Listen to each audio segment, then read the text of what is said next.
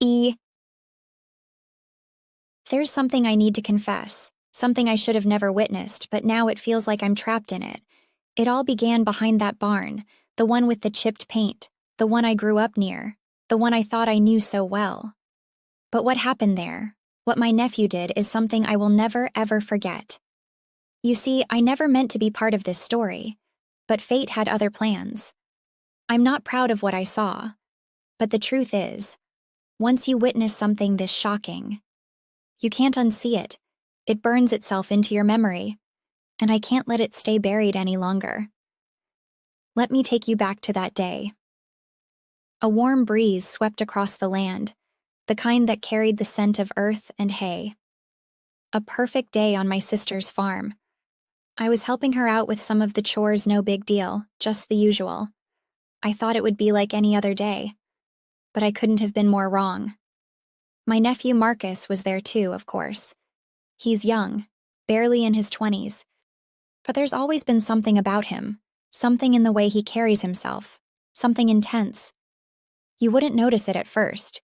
You wouldn't understand the pull of his gaze, the quiet confidence in his movements. I never paid much attention to him before that day. After all, he was my sister's son. He was family. But I remember thinking something was different about him that afternoon.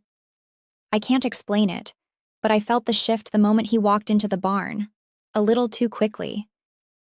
A little too purposefully. I didn't plan on following him, but my curiosity got the better of me. He was heading toward the back of the barn, the place I had always avoided. Something about that old, overgrown space didn't sit right with me. Maybe it was the memories it held, the way I used to sneak back there with my friends when we were younger, playing at being rebels, not caring about the consequences. But Marcus wasn't playing. I stayed hidden behind the large wooden crates near the barn's edge, my heart beating in my throat. What was he doing back there? What was he planning? It's funny, really. I never thought much of his behavior before, but now I found myself obsessing over it. Then it happened. My breath caught in my chest, and I almost forgot to breathe. A woman emerged from the shadows behind the barn, her silhouette framed by the dimming light. At first, I didn't recognize her, but then it hit me. It was Clara, his ex-fiancée, the woman who had broken his heart, the one he never spoke about anymore, the one he'd tried so hard to forget. But there she was, standing in front of him, and something in the air shifted. There was an electricity between them, palpable, thick. I watched as she moved toward him, her eyes locked on his, and for a moment, I felt like I was intruding on something intimate, something that had no right to be seen by anyone else. What happened next? Well, it changed everything. I swear, I could have heard my own pulse pounding in my ears. They came together like magnets. His hands reached for her with an urgency that took me by surprise. My body tensed as I realized, in that split second, I wasn't just watching them catch up.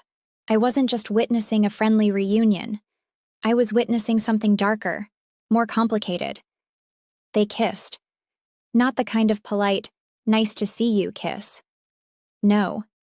This kiss was raw, desperate. Like they'd been starved for each other, and I couldn't look away. I had to stay hidden. I didn't want them to know I was watching. But hell, I didn't know what to do. My eyes were glued to them, my heart racing. I felt the tension building between them, as though the world outside that barn no longer existed. It was just them. They kissed again, this time more deeply, and I couldn't help but feel a heat rising in my chest. I shouldn't have been feeling that way. I shouldn't have been experiencing anything other than shock, but it was like a magnetic force had taken over, pulling me into their moment, into their forbidden connection.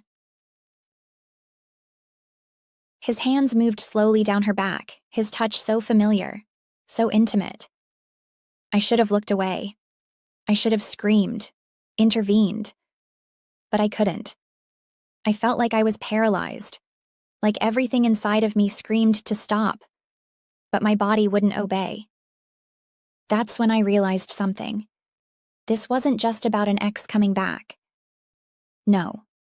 This was about something deeper, something far more dangerous. Their lips parted, and I heard him whisper something I couldn't make out. Clara's response was barely audible, but it was the way she looked at him, eyes wide, pupils dilated, that told me everything. There was no turning back for them. Suddenly, my thoughts were a jumbled mess. I wanted to run. I wanted to disappear. But there was no escape from what I had just seen. I couldn't deny the truth any longer. They weren't just ex-lovers. They were drawn to each other in a way that couldn't be explained, a way that defied logic. And then, my nephew did something that I could never have imagined. He reached for Clara, pulling her close again, this time more forcefully. He wasn't gentle. His touch was burning, desperate, like he couldn't hold back any longer. And I realized, in that moment, that I wasn't just watching an affair unfold. I was watching something more primal, more raw. They kissed again, and again. But it was the way they kissed, the urgency in it, that made my breath hitch. There was something unspoken. Something that made me feel like I was watching something forbidden, and I was. What happened behind that barn wasn't just about lost love or rekindled passion. It was about the darker sides of desire, the parts of us we bury deep down, the ones we don't want anyone to see. I didn't know what to do. I didn't know how to react. I wanted to run. I wanted to confront them. But I stayed silent. I didn't realize then that by watching them, I had become part of their secret too. The truth is, I'll never be the same. What Marcus and Clara did behind that barn, it changed me. It's a secret that will haunt me forever, and it's a secret I'll never forget.